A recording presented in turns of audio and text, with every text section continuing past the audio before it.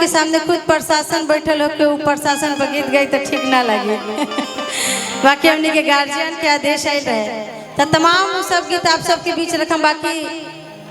ओकरा से पहले एगो गीत जौन गीत के हमके गार्जियन फरमाइश के लिए रहे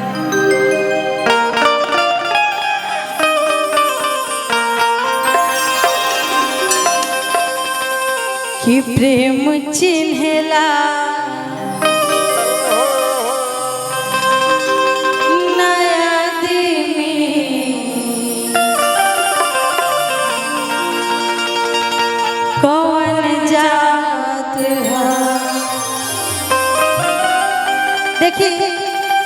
देखिए इतना लोग आयल बा तमाम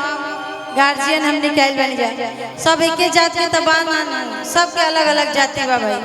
बाकी हाँ एक दूसरे से प्रेम बा स्नेह बा ऐसे लोग आयल बा तो प्रेम के ये अर्थ बा जो आज के समाज में कलयुग में बड़ा कम देखे के मिला था। पहले के लोग कहत रहे कि पुत का पुत हो सकत रहे लेकिन माता कभी कुमाता ना हो सके, लेकिन कलयुग देखे कलयुग में इहो देखे के मिल गई बा। कलयुग में जौन आदमी भरोसा ना कैले हो सब कांड एक से एक देखे के मिला था। केहू पर भरोसा नहीं के भैया। एगो रिश्ता जौन माई बेटा के बाप भाई के बचल रहे आजकल इहो खराब हो गई बा। कहाँ कहाँ कितना सारा घटना देखे के मिल रहा बा। तो कलयुग के दौर कहाँ से कहाँ चल के आ गई बा। तो ये एगो लड़का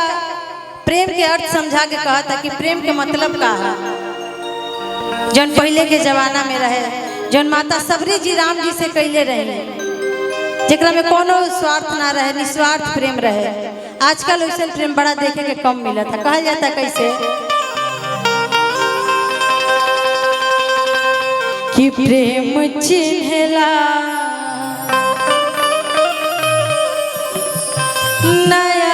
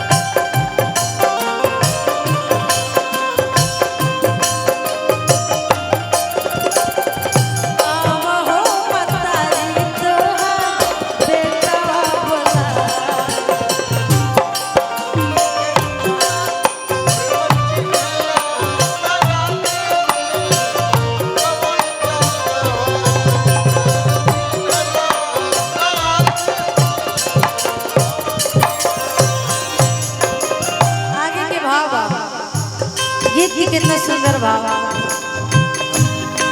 प्रेम प्रभु जी से सबके साचा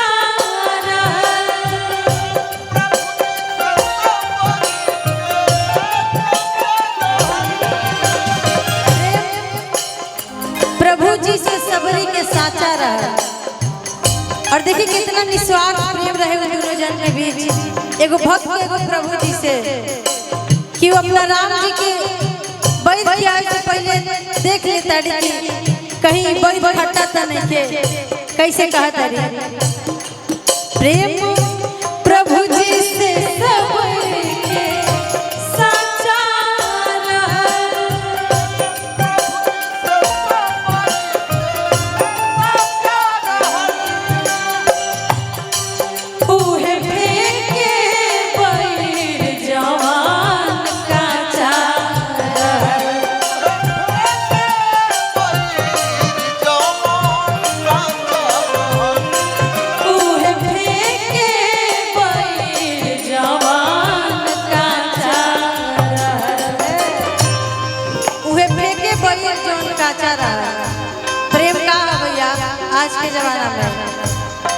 प्रेम प्रभु जी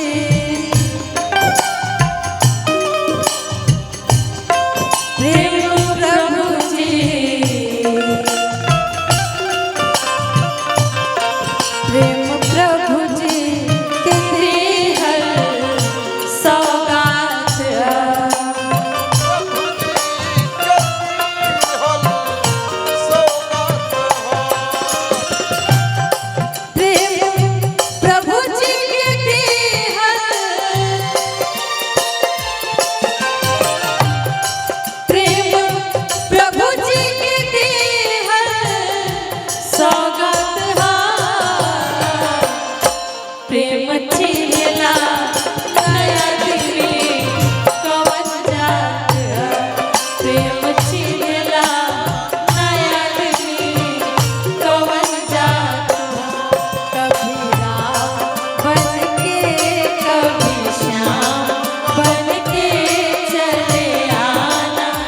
प्रभु जी चले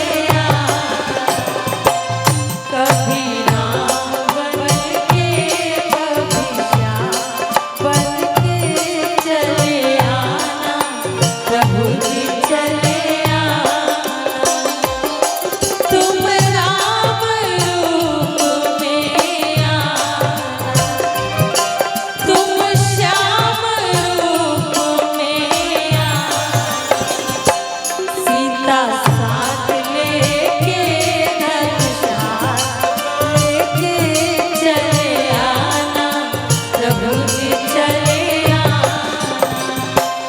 कभी राम बन के कभी श्याम बन के चले आना प्रभु जी चले आना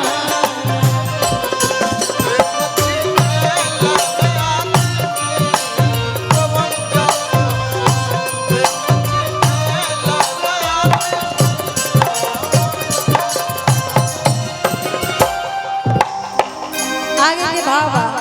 प्रेम के अर्थ लोग समझा के कहता प्रेम प्रभु जी से करे पावन हरि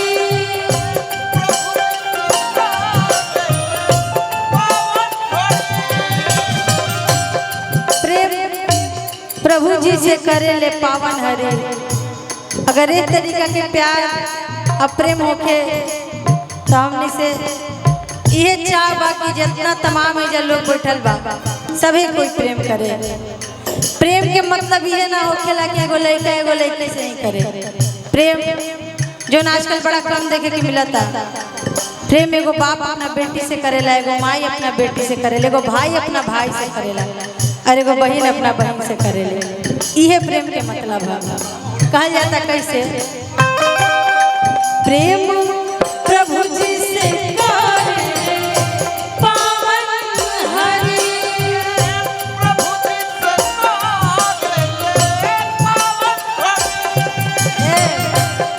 प्रेम प्रभु जी से करे ले पावन हरि और का बात कहे करे ना प्यार रो करे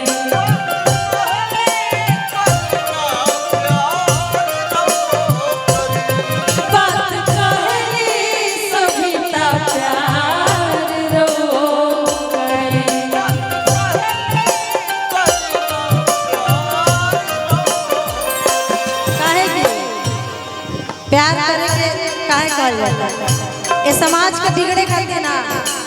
ये समाज के सुधारे खातिर कहल जाता कैसे प्रेम दुनिया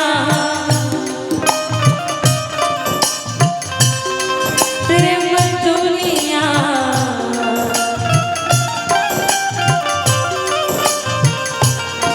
प्रेम दुनिया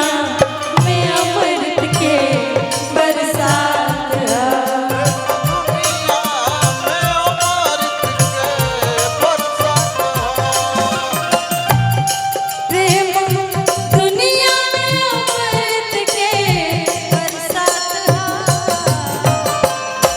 प्रेम चिन्हला